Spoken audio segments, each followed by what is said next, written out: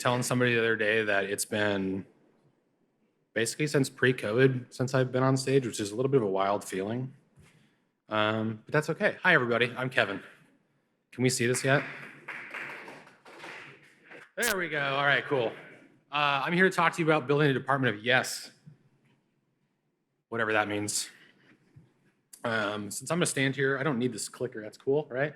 We're good? All right, cool. Hi, I'm Kevin. I said this a few times, but I am the head of security engineering at Discord. I've been at Discord for about a year and a half now. Super exciting, very fun, really like it. Been at all of these logos. I'm not going to rattle them off because it's a lot of jobs. Don't recommend changing jobs as frequently as I have, but I've had an interesting career. It's been a lot of fun. I've been doing security stuff since about 2015 or so.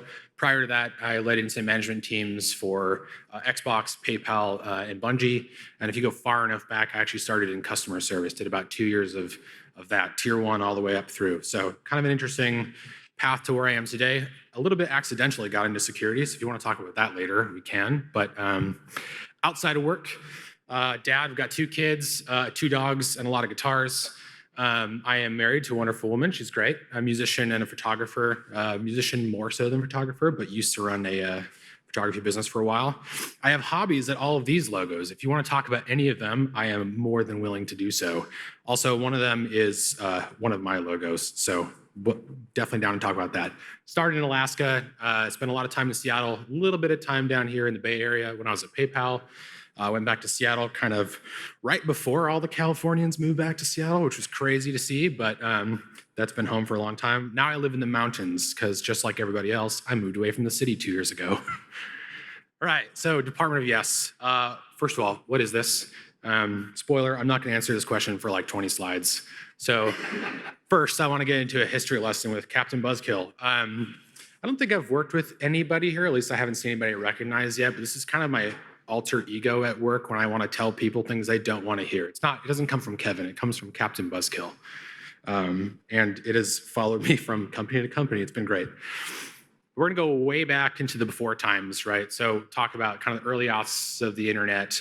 We didn't have security teams. We didn't really used to care about this as like a business driver. There were people that did security at companies, but maybe not in role or certainly not in title.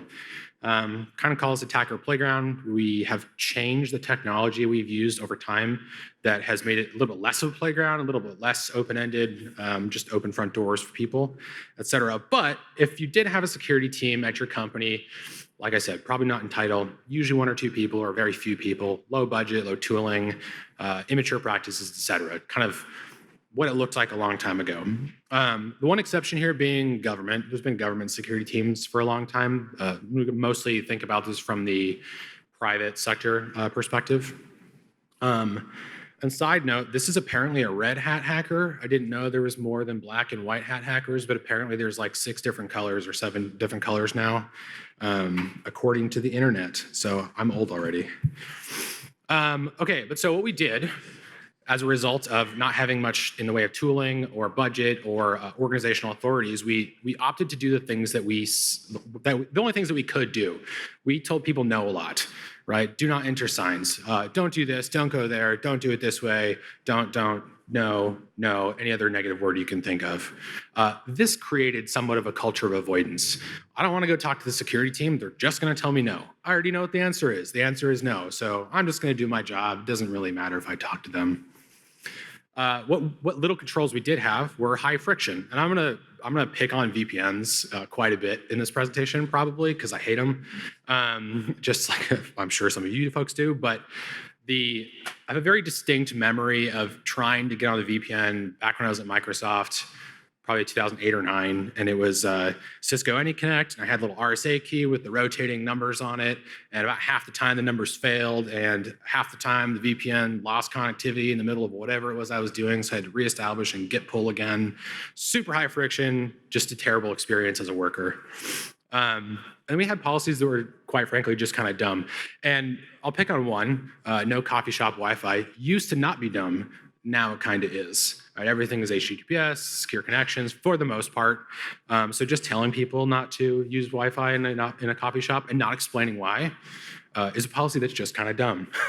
So this is what we had, right, when we were the Department of No, or apparently the kids call it No as a Service these days.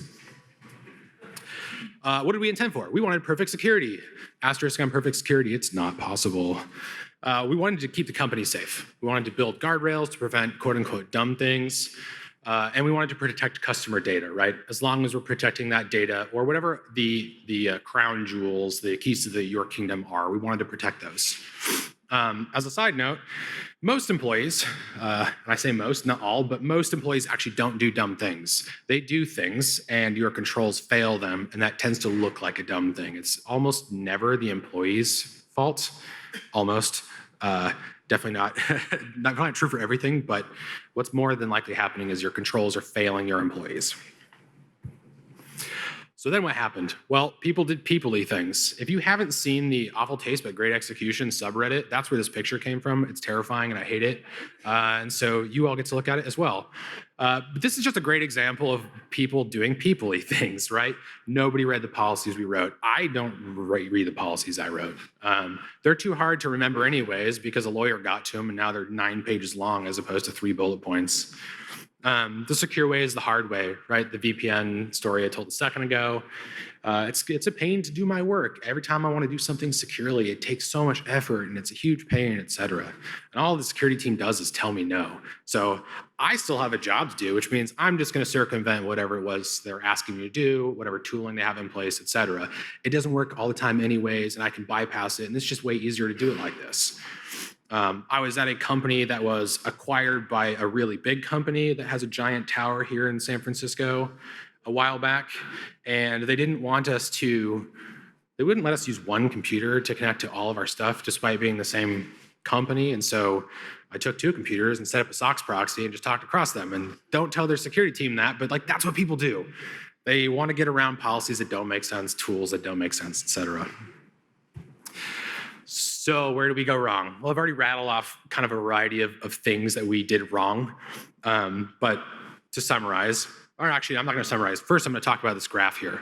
I wanted to do a look at this graph thing, but figured this audience may not care about that. I want to draw your attention to a few parts of this. First of all, the top level, 59% experienced negative impacts of work-related stress. Well, what is this? This is a study that the American Psychological Association ran back in 2021, looking at basically the compounding pressure of work-related stresses on Americans specifically in the American workplace. And this was right in the middle of COVID. So this is influenced by several things, and this is not directly the result of security-related stresses, but there's a lot to draw from here. Basically, 59% of respondents said they experienced some kind of negative impact from work-related stress. And the first 5 of these are like the exact opposite of what you want from an employee. Lack of interest, motivation, energy, difficulty focusing, lack of effort at work, lower productivity, and a desire to quit. So when I asked, like, what did we do wrong? The things that we were doing to employees were likely inducing stress and are likely resulting in lack of interest, wanting to quit, these kinds of things, right? All bad stuff. So what is job stress? 2 definitions here, or a definition and kind of an addendum. The first one is from the CDC, second one is from WHO. But job stress can be defined as harmful physical and emotional responses that occur when requirements of the job do not match the capabilities, resources, or needs of the worker. Emphasis on both of these is mine here, but I'll pick on these in a second. And then stress is often made worse when employees feel they have little support from supervisors and colleagues, as well as little control over work processes. So we're kind of all pulling this idea together of, I'm not getting my needs met, I'm not getting the support I'm looking for, I don't have control over the processes that are dictating how I do my work. So remember this slide. This is the Department of No slide, No as a Service slide, whatever you want to call it. If anyone can tell me where to actually find the stop sign, I really want to see it, because this is unbelievable. I'm not sure where to go with this, maybe straight up. Like, that's where the aliens come in. They teleport you, haha. Do not enter signs, lack of support. Culture of avoidance, lack of support. Not meeting workers' needs, high friction controls, policies that are kind of dumb, little control over policies. So you see where I'm going here with this. We backed ourselves into somewhat of a corner here. So where do we go?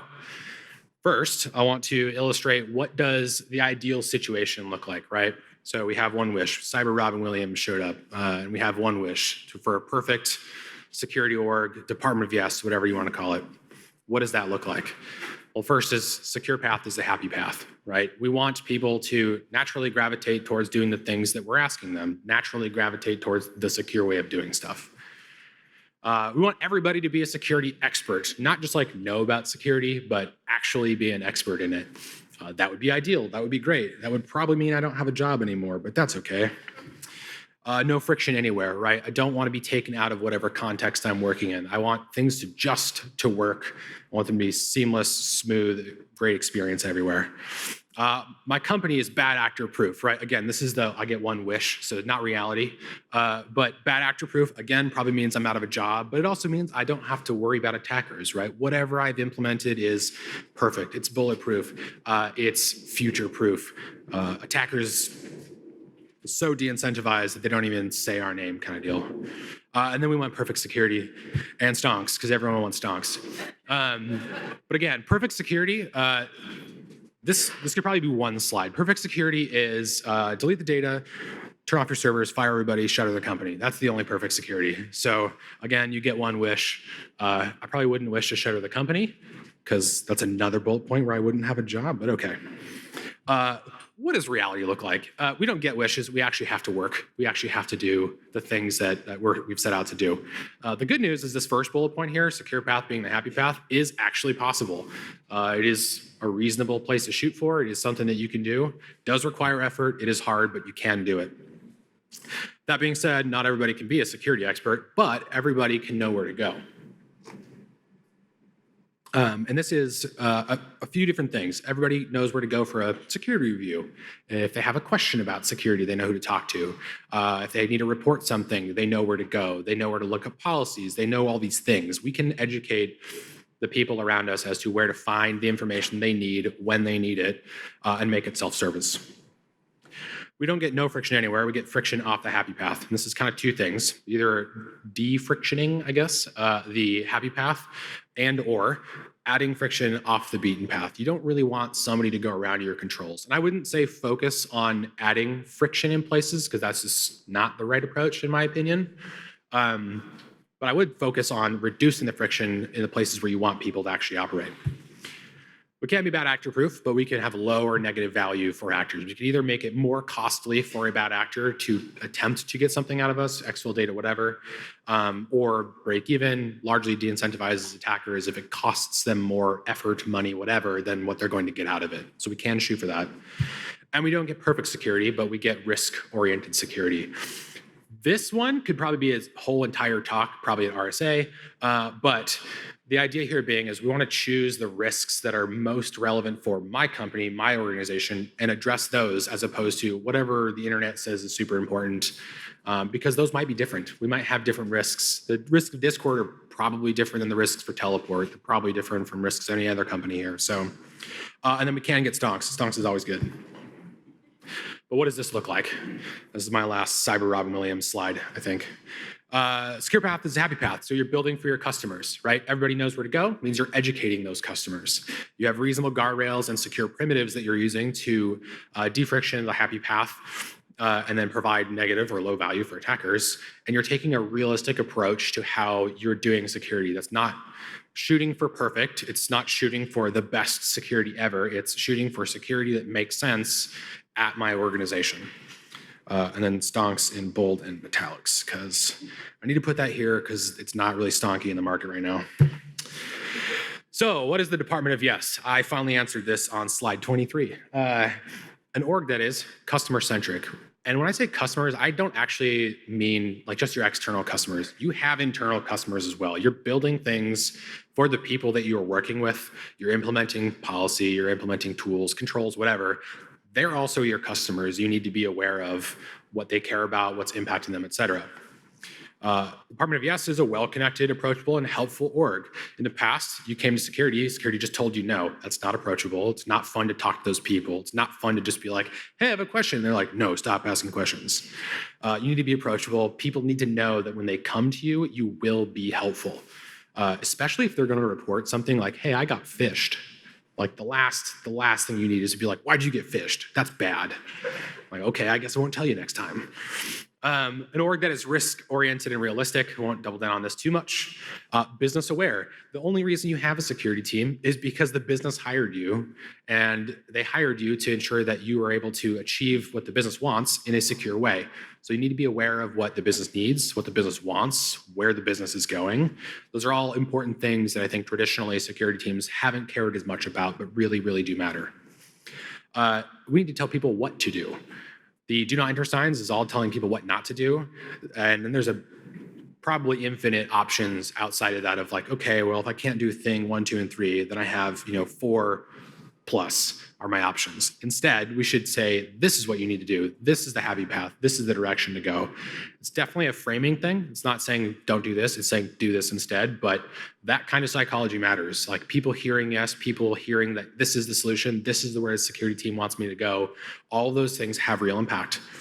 And then if you want to be known as the Department of Yes, you actually have to say yes. It's hard to say yes. It's really, really easy to say no to anything and everything, or like, no, that's not a good idea, or all those kind of negative approaches. It's harder to say yes and yes, but whatever.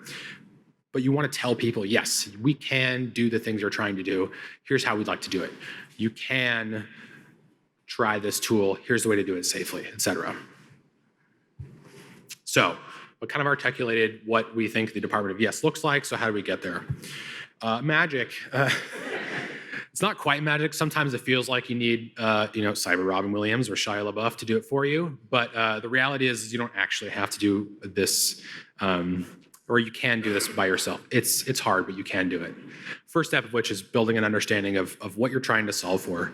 It's important to understand your customers. Again, a lot of people are focused on external customers, especially if you're a B2B type of company. You're selling to somebody outside of your organization, and that matters, and you do need to meet their needs, but you can't ignore your internal customers, the people you're working with, other people on your team that you're trying to help expedite product growth, right? You need to understand the environment. What am I securing? Maybe my environment now is different than the environment I used to be in. The Discord environment is quite a bit different than the Microsoft environment, as a good example. We have a total of 0 Windows servers, thank God. It's very different approaches for those kinds of things. We have no Active Directory, also thank God. I feel like technology is evolving. I don't have to deal with 80 anymore. You need to understand the culture of the work environment that you're in. This one is interesting because this largely influences how you're going to solve those problems. Not necessarily like what your technical solutions are, but if I'm going to roll out WebAuthn for everybody, I need to understand what that resistance is going to be like. What does it take to change the culture from one where we didn't have MFA before, and now we not only have MFA, but a strange variant of it that I've never heard of, and sticks in my computer, or Touch ID. Is that safe? Can biometrics work? Like, all these questions come up. You have to understand the environment you're operating in. And then your obligations. And this one's kind of your like minimum bar line. Some of these are regulatory or compliance related, SOC 2, or if you have to do a FedRAMP, any of those kinds of things, you have kind of a minimum bar for things that you have to meet. And if you don't, bad things happen. When I say minimum bar, that's basically the minimum you should meet. You should shoot a lot higher than that minimum bar, in my opinion. Sometimes it's not very easy, but you do have to understand that such that you address those and don't go out of business. It'd be great. And then lastly here, just talk to the people that you're working with. Chances are you're coming into an organization and you're not the first employee, so you don't know everything. You don't know all the deep, dark corners of the environment, et cetera. People will tell you what they think is wrong with the environment, what they think you should prioritize, the kinds of different things that, like, oh, well, I saw this thing over here this one time, or I wrote this really crappy code like 5 years ago and no one's touched it. You should probably go take a look. They'll just tell you that. So listening is super important. Let me give you a couple of examples of these kinds of things, right? One at Discord, or two at Discord, and one at Remitly, the last place that I led security at. Discord started as a gaming company. We put out a couple of games a number of years ago, pivoted into what everyone kind of knows today for Discord. But because of that, one of the things we do is we provide a gaming rig as your 1-year anniversary gift, which is really intense. And when I say gaming rig, I don't mean like, here's a laptop. It's like a giant, custom built PC. We have like a big waiting line because we can't get enough GPUs type of deal. So we provide these ultra powerful machines to our developers, and they immediately just go, this laptop in the trash. I'm going to use my gaming rig. I'm like, okay. That's their personal machine. I don't want to manage it. I have to solve for that somehow. We also are not a B2B app, right? We're not Slack. We don't have this concept of like sign in with your business email to Discord. Everyone's using their personal accounts. I use my personal account. And so how do we secure what we are leveraging very heavily? It contains a lot of business sensitive information, but it's a consumer app. Like how do we deal with those things? The reality is neither of those things is likely to go away anytime soon, so I have to solve for that. Same with Remitly. Jumped into Remitly in late 2017. It was an all-cloud environment. It was great. It was AWS. I had just come from Amazon. Thought it was going to be awesome. Everything was in cloud except for, and this is where my like AD nightmares come from. We had this like weird on-prem AD mesh thing where we had physical domain controllers in every one of our offices, and they were all tied together, and just looked at it and almost quit right out of the gate. Again, in reality, we were super dependent on that for a variety of reasons. It wasn't going to go away for a while. We chipped away at that while I was there, and then I believe it's gone now. But it was not fun. So important to understand your environment. So now you have a list of things. Now what? Here's my kind of like 4 major steps, I guess, for how do you execute on the stuff you want to do, right? Identify your North Stars, your guiding lights, your whatever points, the tenets that are going to underpin the work that you're trying to do and how you're doing it. Actually do some work. You can talk about this stuff all day long. You could get on the conference track and just talk a lot. But some people like it when you do work. So I try to do that occasionally. Measure and hold yourself accountable. Understand as objectively as possible what the impact is of what you're doing, and then respond to feedback. You're working with other humans. They will tell you that you're doing something wrong. If you are or have ever met really any team, but a security team that says they've never done anything wrong, they're lying. So I'm going to take this through a kind of very Discord-y spin. These are our North Stars, and I'll talk about them and why they matter. But make the secure way the easy way, reduce friction when possible, add where necessary, meet developers where they work. Developers are a core part of our customer base as the security engineering team. And then look for the right solution, not necessarily the easy one. So what do all these mean? Secure way the easy way. People gravitate towards simple, easy, and convenient solutions. There's a lot of psychology on this. Don't need to go into. You can kind of Google it. Easy, fun, safe, and secure is a good user experience. Good user experience, this is also well studied, is important. The more I have a good experience while doing things, the more likely I am to repeat that. And so people will naturally opt in to what they think is a good flow. Told the teleport folks I wouldn't talk about teleport too much, but this is actually a pretty prime example of making the secure way the easy way. We had an aging SSH remote access infrastructure that worked, but gave me heartburn, so I wanted to get rid of it. Teleport was great, minimal retraining, you go from SSH to TSH. A lot of security ROI, didn't really change anything for everybody, but gave us quite a bit of what we were looking for without really changing developer workflows at all. So make the secure way the easy way. We've basically had no problems with it so far. Other than the bugs that we've sent up that I think get fixed relatively quickly. So that's good. Meet your customers where they are. Again, understand who your customers are, but for us developers, context switching is hard. Everyone knows this, everyone's heard this. I don't want to be pulled out of my IDEs to go look at an Excel spreadsheet full of vulns. Nobody responds well to that. I don't respond well to that. So we optimize for inline solutions. We have designed security tests that run locally. We can run them in PR, so before they are merged to main. People get a good insight into how security thinks about their code, their applications, whatever, before it gets into production, or that like 1 minute before it ends up in prod, and you say, wait a second, we didn't security review that. Stop, roll that giant product back. It's a terrible experience. We have security help channels in Discord. People operate, obviously, in Discord quite frequently, and so if they have questions, we want them to come to us in Discord. It's great. And then the code stewardship, we put ownership or stewardship information directly into GitHub as well, so it can be accessed by other teams if they want to build on it, but we can also do checks to see, all right, I'm modifying this file, I have a question about it, who owns this, I can check locally, go find that person. It's really, really nice. It doesn't take people out of the writing code experience. Look for the right solution. So this is like the asterisk slide, I guess. There's a lot of asterisks all over this one, but the easy solution is usually not the right answer, in my opinion. It's almost never as easy as it looks.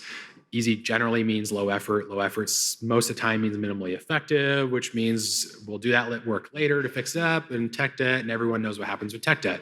Just throw it on the backlog, we'll totally get to it. So we focus on longer term, higher ROI things, sometimes at the expense of like the short term warm and fuzzies or the feel goods, right? Sometimes we have sprints where we haven't accomplished anything, but that's okay.